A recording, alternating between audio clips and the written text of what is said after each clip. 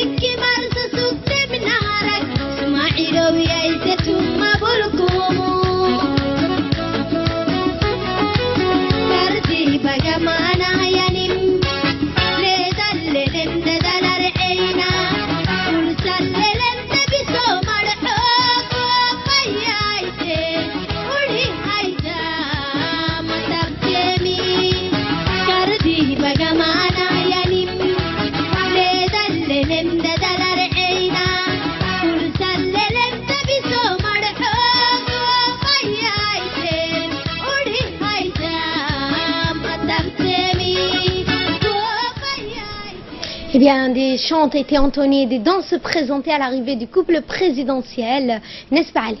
Eh bien, Faldous, vous l'avez dit, c'est dans une ambiance festive que s'est déroulée la cérémonie d'aujourd'hui. Il s'agit de la cérémonie de la pose de la première pierre d'une usine de dessalement de l'eau de la mer.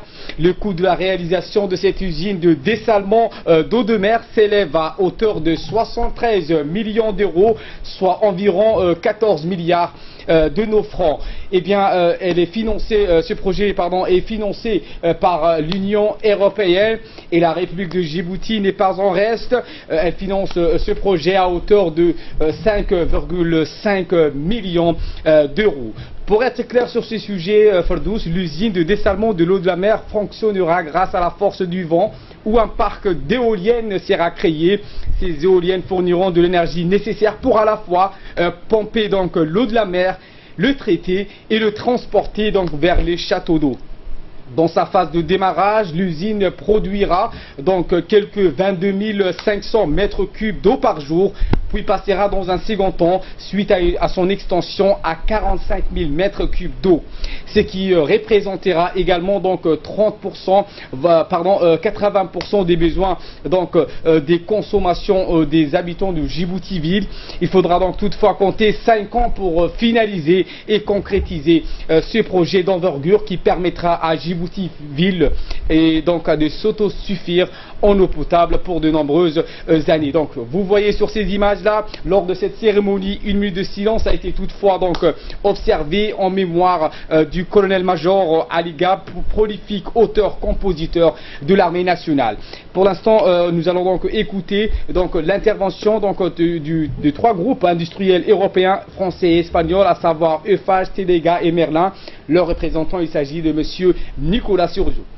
Avec la plus grande fierté, car ce projet est la preuve concrète de l'engagement des autorités djiboutiennes à améliorer considérablement l'accès à l'eau potable de Djibouti et ses quartiers, avec le soutien constant de l'Union européenne. Ces initiatives permettront, à l'issue de la construction de cette usine de traitement d'eau, de produire 22 500 mètres cubes en première phase et, à terme, de doubler sa capacité, portant son potentiel à 45 000 mètres cubes jour, depuis le site où nous nous trouvons aujourd'hui.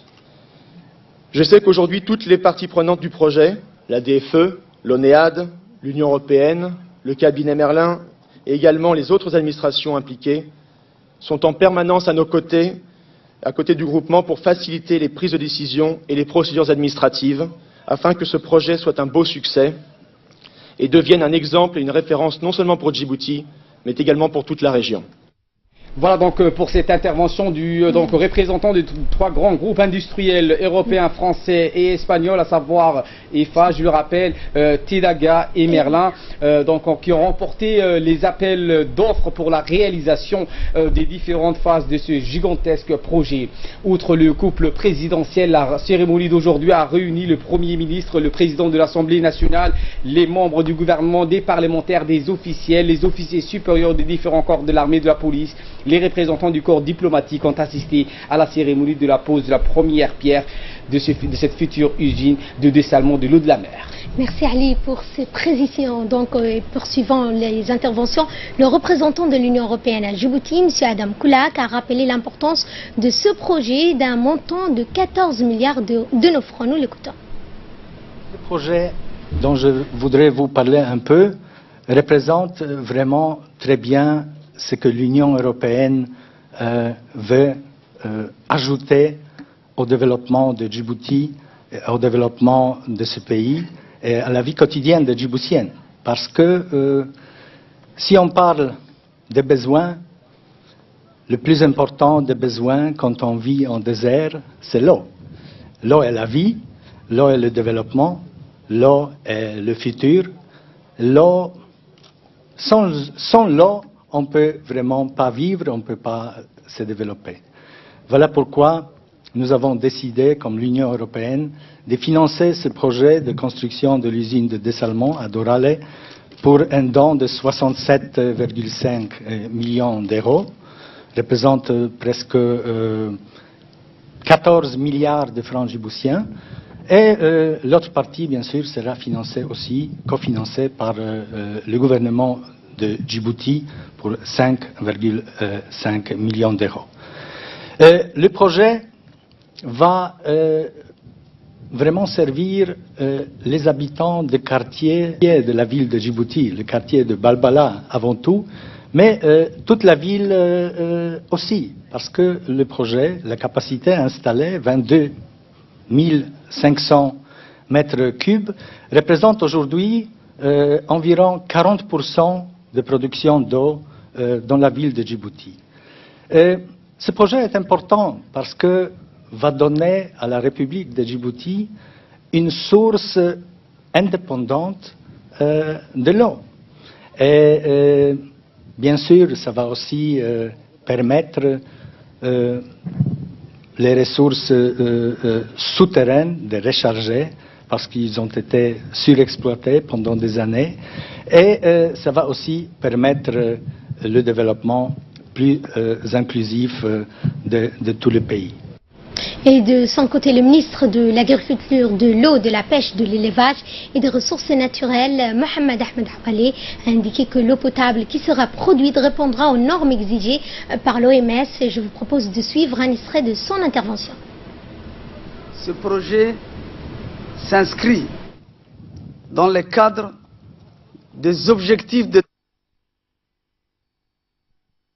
cible 6 qui stipule l'accès à l'eau pour tous et d'une manière équitable.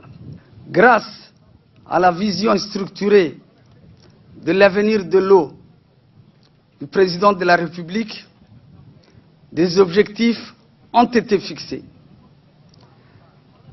Garantir de l'eau de bonne qualité et de l'eau suffisante pour toute la population de la ville de Djibouti, de la capitale. Deuxième point, accompagner la transformation économique accélérée de la République de Djibouti.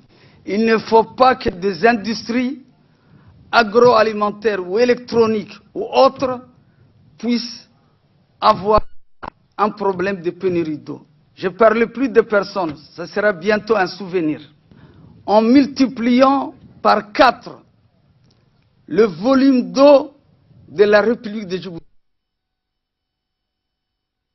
de 35 000 mètres cubes net à 140 000 mètres cubes jour. En divisant par 4 la qualité de l'eau nous avions en moyenne 2 grammes par litre, nous aurons 0,5 grammes par litre. C'est divisé par 4. En deçà des normes OMS, 0,6 normes OMS.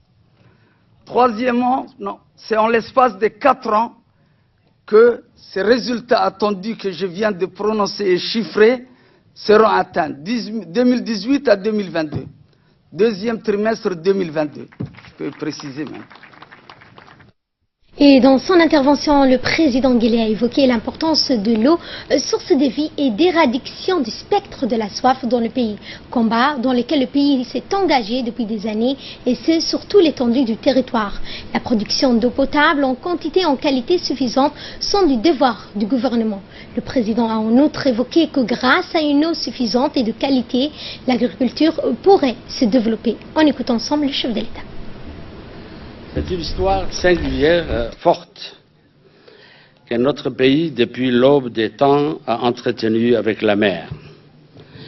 De ces rivages sont venus les hommes de tous horizons, de différentes cultures, et les techniques qui lui ont permis de forger en partie son histoire. De ces flots, nous tirons notre subsistance. Et sur ces vagues qui nous poussent aussi vers le grand large, le monde entier continue de venir jusqu'à nous. À cette triple reconnaissance que nous lui devons, nous allons pouvoir en ajouter une quatrième aujourd'hui.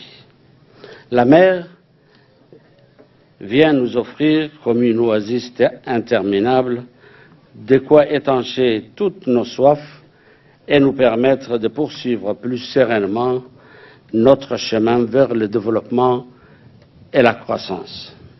L'or bleu, à l'échelle de la planète, est devenu le grand enjeu des nations et un trésor inestimable pour les générations futures. Nous mesurons depuis longtemps que les défis présents et à venir ne pourront être relevés sans que nos ressources en eau ne se consolide. Pour cela, l'État s'est engagé dans des solutions certes coûteuses, mais pérennes, qui ont nécessité la plus grande mobilisation, parfois au-delà de nos frontières. Je pense au projet d'adduction en eau avec ce grand pays, ami et frère qu'est l'Éthiopie.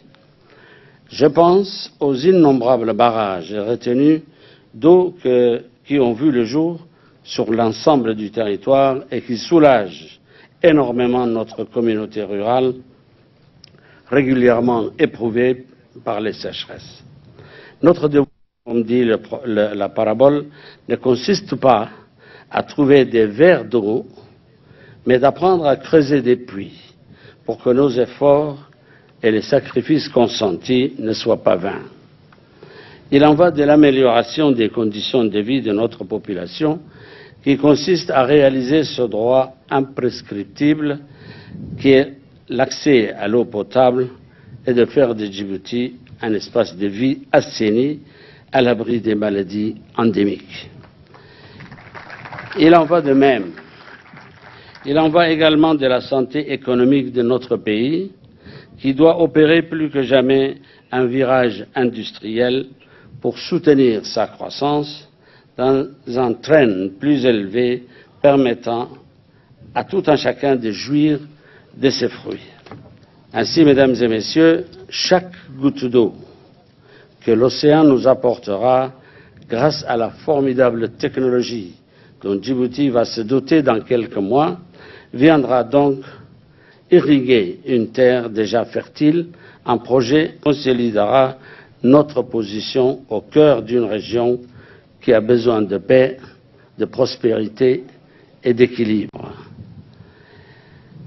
Nous sommes fiers de l'intérêt et du soutien actif que nos projets reçoivent de la part de la communauté internationale. Je tiens à exprimer la reconnaissance de la nation à toutes celles et tous ceux qui ont rendu possible ce projet. Je tiens à remercier également, rendre hommage à l'Office national de l'eau et de l'assainissement et ses agents publics qui ne ménagent pas leurs efforts et qui travaillent souvent dans l'urgence car le besoin en eau n'attend jamais. Vive la République, je vous remercie.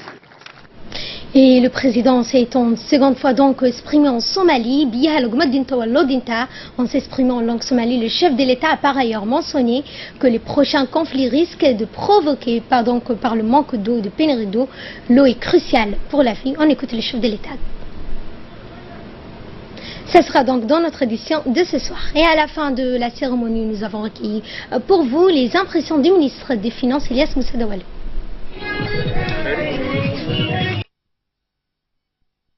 Comme le président l'avait également attiré l'attention, c'est un grand jour parce que c'est le premier combat du président, mais également du gouvernement et du peuple de Djibouti, dans le sens où nous savons que nous sommes dans une situation de pénurie d'eau très tendue depuis très longtemps compte tenu de caractéristiques géologiques de Djibouti.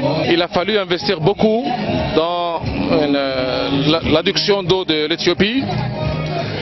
Et on sait que 100 000 mètres cubes sont aujourd'hui disponibles pour Djibouti, en bonne partie déjà consommés par la région du Sud, y compris une partie de la capitale de Djibouti. Ceci étant dit, en tant que responsables, nous savons également que nous avons à gérer le devenir et le futur de Djibouti. Et le futur de Djibouti passe par une bonne compréhension de l'indépendance de Djibouti, y compris sur le plan de l'approvisionnement de l'eau potable. Et c'est ça qui a également forcé nos efforts pour que ce projet puisse se réaliser. 67 millions d'euros en phase 1 qui va permettre 22 000 mètres cubes d'exploitation. Suivons ensemble à présent donc la pose de la première pierre de cette usine de dessalement d'Oralé.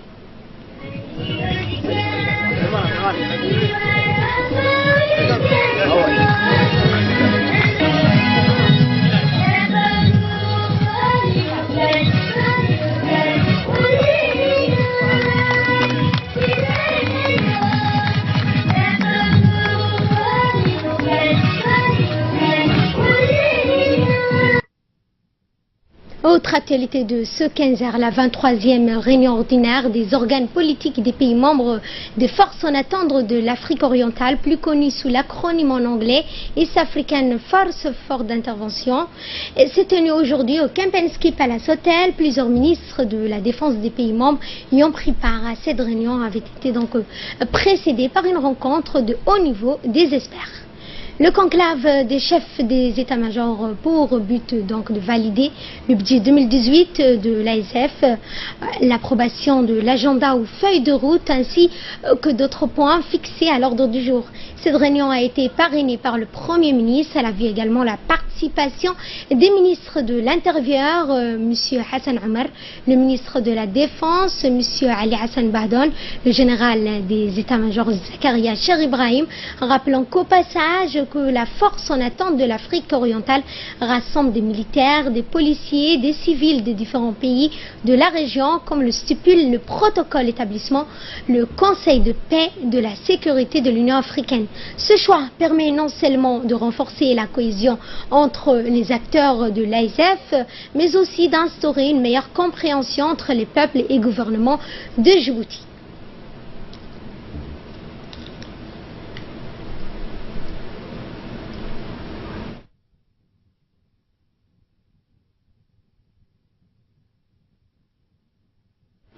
Le Premier ministre a tout d'abord félicité donc cette institution pour son travail. Il a ensuite, dans son allocution, souligné que la paix et la stabilité de la région étaient l'une des conditions pour que le développement, donc une progression, croissance d'un pays au niveau économique et social. Je tiens à vous apporter toute ma reconnaissance pour vos efforts collectifs et votre engagement. Grâce à votre action de la région de l'Afrique de l'Est, fait des remarquables progrès au profit de son développement et dans sa quête d'une paix et d'une stabilité durable. Ces efforts créeront non seulement un environnement plus propice au progrès de nos peuples, mais aussi à la réalisation du développement et du bien-être de nos populations. honorables ministres, distingués invités, cependant, malgré ces progrès positifs, nous sommes conscients de l'insécurité persistante et des conflits qui continuent de persister dans notre région. Le conflit en cours au Soudan du Sud et la mort de plus de 300 Somaliens l'année dernière à Mogadiscio. Nous déplorons le meurtre insensé des civils innocents et la tragédie humanitaire qui se déroule sur le terrain dans certaines régions. Nous savons tous que la sécurité est la condition première pour un développement harmonieux de nos pays respectifs. C'est ainsi que la gestion des ressources rares demeure un facteur majeur de conflit, mais aussi l'absence de dialogue et certaines idéologies sont d'autres formes qui mènent à la guerre dans notre région. Il est nécessaire de revoir nos stratégies face à ces situations de conflits émergents.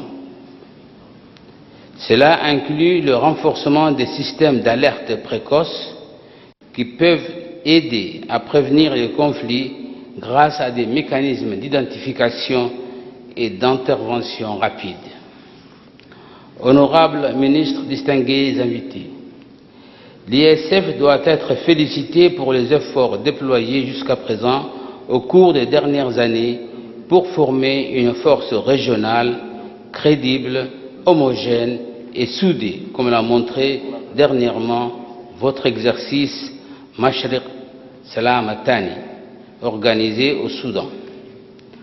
L'ISF a besoin du soutien de vous tous pour renforcer ses capacités dans les différents domaines que vous avez identifiés. En fin de cérémonie, le directeur de la force en attente de l'Afrique orientale, M. Abdullahi Omar Bouh, a été élevé au rang de chevalier dans l'ordre national du 27 juin. Le Premier ministre Abdelkader Kamel Mohamed a félicité le directeur de l'ISF pour sa bravoure et son leadership à la tête de cette organisation qui veille à la paix et à la stabilité dans la région du continent, mais aussi il a hissé le drapeau de son pays natal au plus haut niveau.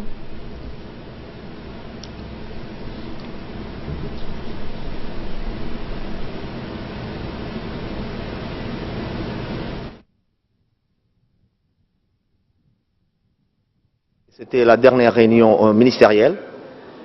Il y avait eu deux autres réunions qui ont précédé. Il y avait la réunion des experts qui a duré 2 jours et puis la réunion des généraux 2 jours. Et aujourd'hui, c'est le dernier jour. Nous sommes en train de valider les décisions prises lors de leur première réunion, le polir, le peaufiner et ensuite le mettre en exécution pour l'année 2018. L'ordre du jour a été d'abord le budget de 2017 qui a été validé, 2018 le budget qui sera en cours et l'état d'avancement du progrès qu'on a fait pendant la période où nous étions en charge pour la direction. Aujourd'hui, après cette intervention, à partir de 10h30, la réunion sera à huis clos. Et les ministres vont en valider, à moins qu'il y ait vraiment un gros problème. En général, ça se passe très très bien. Et ensuite, à la fin de la journée, nous allons écrire le rapport final qui sera mis en rigueur pendant l'année en cours. Pendant ce forum, cette cérémonie, nous avons eu l'honneur et la chance d'être décorés aujourd'hui. Et ceci grâce aux efforts fournis par la direction du secrétariat général depuis que notre pays a été mis en charge à l'ISF. Dans le cadre de la Semaine nationale de l'action sociale, la secrétaire d'État aux affaires sociales, Mme Mouna Asman Adan, accompagnée de son staff du ministère, a aujourd'hui organisé le lancement des activités génératrices de revenus pour les familles à besoins spécifiques. Cet événement s'est déroulé à la commune de Balbala en présence du président de la commune de Balbala. Cette semaine consacrée à l'action sociale s'inscrit dans le cadre de la stratégie nationale pour la protection sociale des personnes démunies démunis, la famille, les enfants à besoins spécifiques ont pu ainsi profiter de panneaux solaires pour leur maison afin donc de fonctionner à l'heure électrogène tels que les glacières, les mixeurs plus précisément. 12 familles ont bénéficié donc de cette action de la secrétaire d'État, Madame Mouna Ousmane Adan. Donc, et les habitants de cette commune ont remercié également la secrétaire d'État, Madame Mouna Ousmane Adan.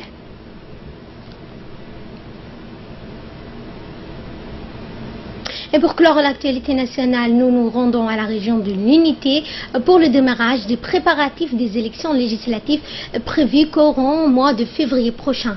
À l'instar de la capitale, la préfecture de Dikil va mettre en place à disposition donc du public les cartes électeurs à partir de ce jeudi donc pour que la population puisse effectuer son devoir civique et élire les candidats de leur choix à la future législation. Donc toutes ces cartes d'électeurs pour l'ensemble de la région de Dikil sont prêtes à être signées, tamponnées, découpées et regroupées par bureau de vote. Pour le chef-lieu, 5 guichets de distribution des cartes d'électeurs sont ouverts pour le public dans les locaux de la préfecture. Pour les 3 sous-préfectures, à savoir Assaïla, Yoboki et Mouloud, un guichet de distribution est mis à la disposition donc de cette sous-préfecture.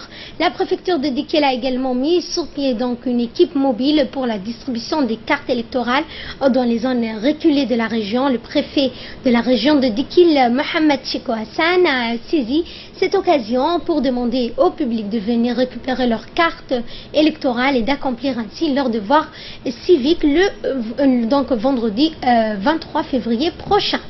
Et de là, nous passons à l'actualité internationale. En Syrie, en Irak, fort recul du nombre de morts, le nombre de personnes tuées lors de l'attaque terroriste en Syrie, en Irak a également donc reculé cette année. Donc, n'est-ce pas, Samatar?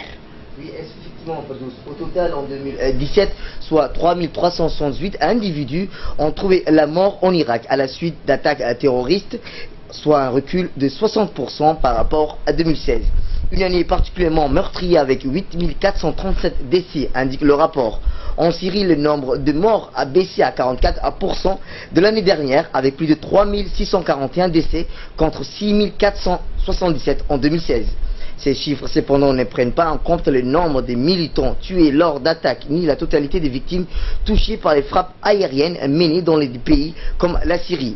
Malgré une baisse du nombre de personnes tuées en Irak et en Syrie, le niveau de terrorisme et d'insurrection dans ce pays reste un équivalent dans le monde. À titre comparatif, 2998 individus sont décédés en Afghanistan, plus de 1466 en Somalie, 1092 au Yémen en 2017.